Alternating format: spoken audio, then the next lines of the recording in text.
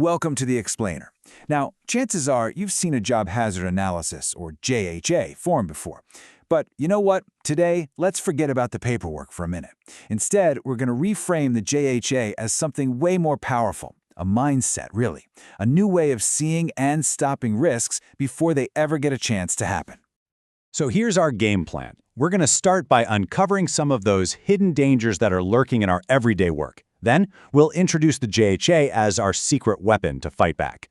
We'll walk through the exact steps to use it, and we'll finish up by shifting our whole view of safety from just a checklist to a genuine culture.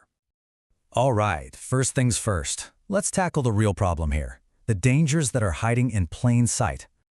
I want you to really think about that for a second. What's the first thing that pops into your head? Is it the heavy machinery, maybe the hazardous chemicals, or the high-voltage equipment?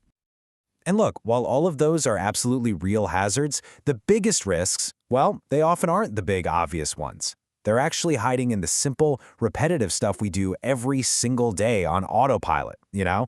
It's when we stop paying close attention to the routine that we leave the door wide open for accidents. And that is exactly where the job hazard analysis comes into play. It's the tool that's designed specifically to help us see a safer path forward.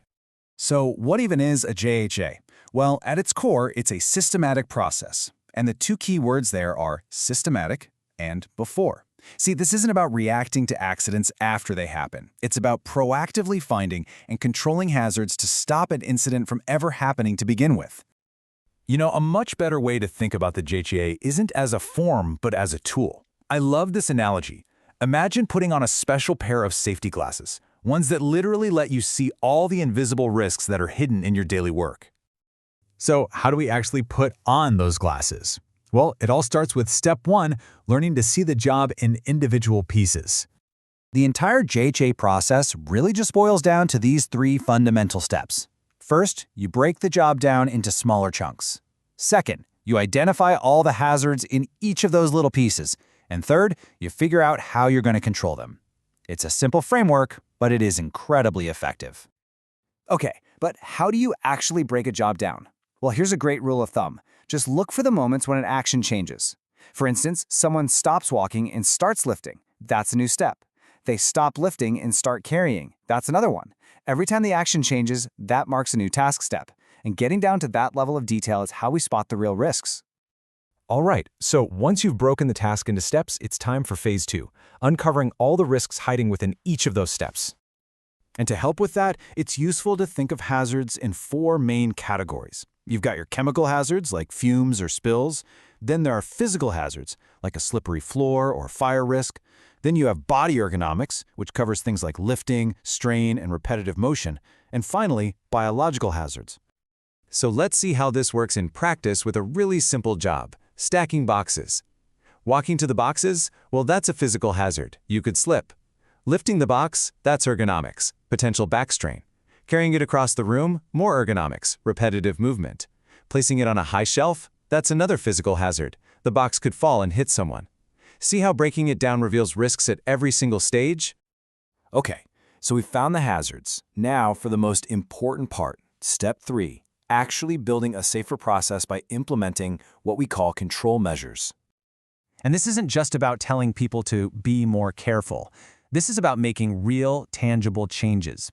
Can we improve our training? Can we maybe eliminate the hazard altogether by using a different piece of equipment? Do we need different personal protective equipment or PPE? Or maybe we can add a new safety guard. These are the kinds of concrete actions that truly create a safer workplace. And here it is. This is the payoff. Before doing a JHA, a worker just lifts a heavy box, probably using their back, risking a serious injury. But after the JHA, that same worker is now trained on proper lifting, they use a dolly to eliminate the lifting hazard entirely, and they're required to wear safety toe shoes. The risk has been systematically taken apart, piece by piece. And that brings us to our final and honestly most critical point. We have to look beyond the form itself. A completed JHA form that just sits in a filing cabinet somewhere, it's completely useless. The real value isn't in the paper, it's in the process. It's all about developing a proactive culture, a new way of thinking, where everybody is constantly looking at their work through those special safety glasses we talked about. And that's the ultimate goal here, A JHA isn't supposed to be some top-down mandate. It's a tool for empowerment. It gives every single person the framework to see, to analyze, and to control the hazards in their own work.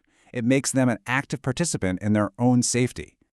So I'll leave you with a little challenge. Think of just one small, routine task you do every single day.